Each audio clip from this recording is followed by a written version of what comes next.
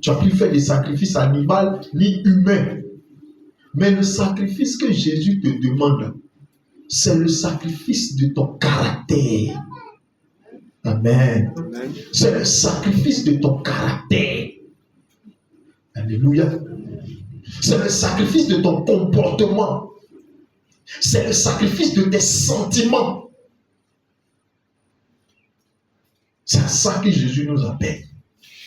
Si hier, tu étais quelqu'un qui aimait beaucoup les femmes, amen, hein?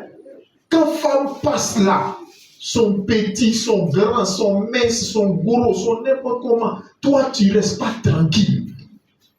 Jésus dit que quand tu viens à lui, là, c'est plus, il dit quoi? Tu ne dois plus faire ça. Hein? Les femmes qui passent, et chaque fois, tu dois prendre le numéro des femmes toujours là. Jésus dit, il ne faut plus faire ça.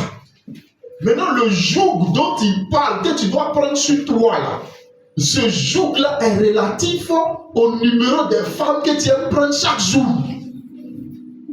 C'est ça qui est joug là. Il dit, maintenant là, quand tu vas voir les femmes là, sont gros, sont minces, sont clairs, sont noirs, sont oranges, sont verts, il faut te calmer.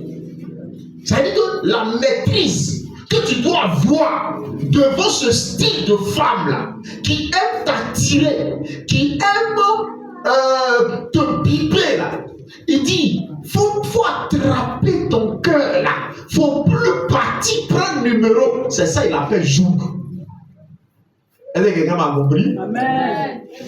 Parce que quand toi, dans ton toi-même, quand tu vois femme, elle ne peut pas tenir devant toi. Amen. Il y a des gens comme ça. Et il y a des femmes comme ça aussi. Elle a confiance en elle. Elle dit, moi là, si elle passe tout de suite là, tu vas voir. Je commence au terminus conteneur. Si je prends la voie là, jusqu'à y arrive au marché d'autres là, il y a au moins 10 numéros de quelqu'un qui veulent mon numéro. Elle a confiance en elle. Elle a confiance en ses atouts. Elle a confiance. Elle sait que si elle sort, elle ne peut pas taper pour tout. Vous comprenez ça? Quand une telle femme donne sa vie à Jésus, Jésus dit quoi? Viens porter mon joug. Moi, mon joug là, c'est pas une affaire de... comment je peux dire ça?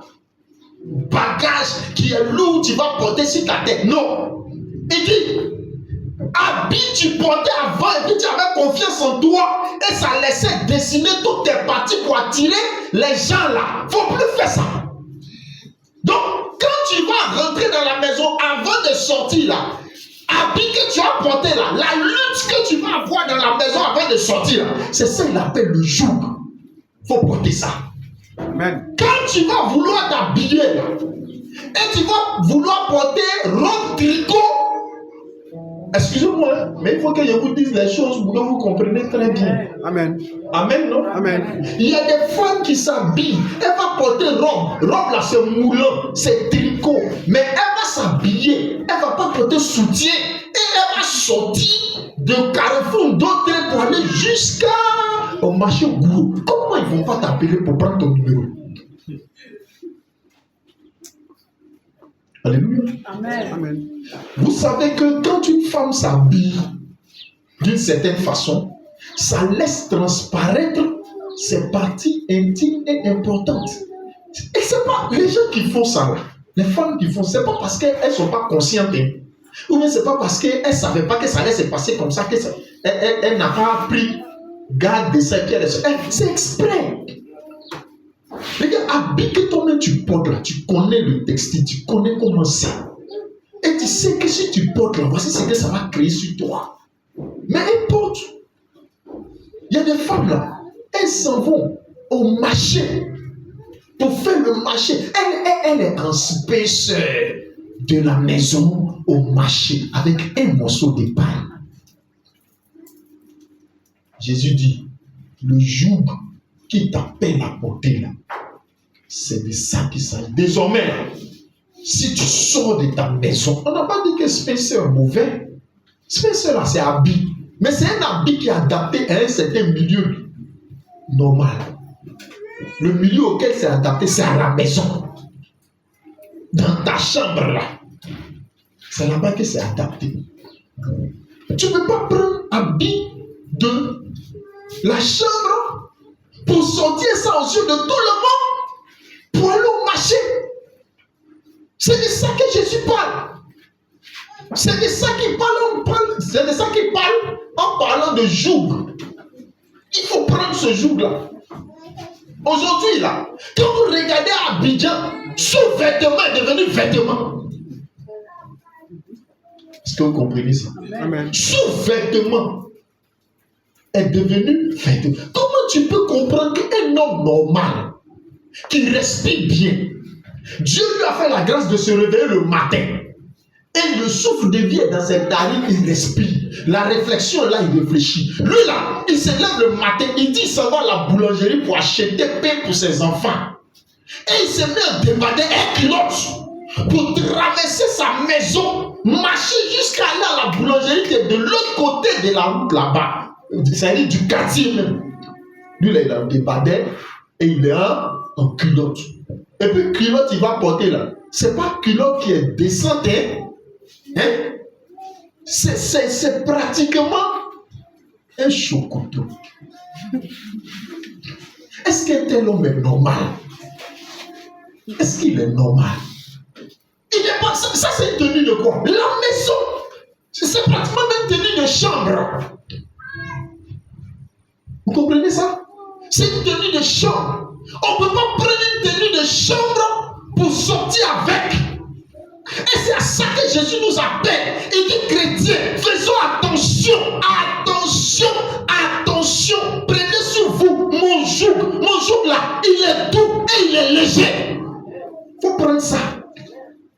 Prendre ça, ça veut dire quoi? Monsieur, ne te mets plus en débardeur pour sortir dans le quartier, pour marcher dans le quartier là, comme si de rien n'était. Madame, ne te mets plus en spécial pour aller au marché. Et quand elle se met en spécial pour aller au marché, elle est fière. Parce que quoi? Elle est en train d'exhiber la beauté féminine. Tu fais mal. Alléluia. Amen. Est-ce que ton amen peut être fort un peu? Amen. Alléluia. Dieu dit, il y a des gens là, ils se croient intelligents. Ils ont habillé qu'eux portent au venir à l'église. Ça, c'est habit d'église. Souvent même là, quand ils s'habillent en dehors de l'église et puis on l'interpelle, elle dit, ma soeur, s'il te plaît, il ne faut pas m'embrouiller. On n'est pas à l'église. Hier était dimanche, je me suis habillé, tu m'as vu, non? Je suis parti à l'église, il n'y a pas de problème. Aujourd'hui, là, c'est pas jour d'église. Je dois m'habiller. Laisse-moi m'habiller et laisse-moi respirer. Jésus dit, quand tu fais ça, tu n'as pas encore pris le jour. Parce que c'est une lutte. Et les gens qui s'habillent comme ça, on dit non, il est sexy. Moi, j'aime des femmes qui sont sexy. C'est quel esprit qui est dans ton âme?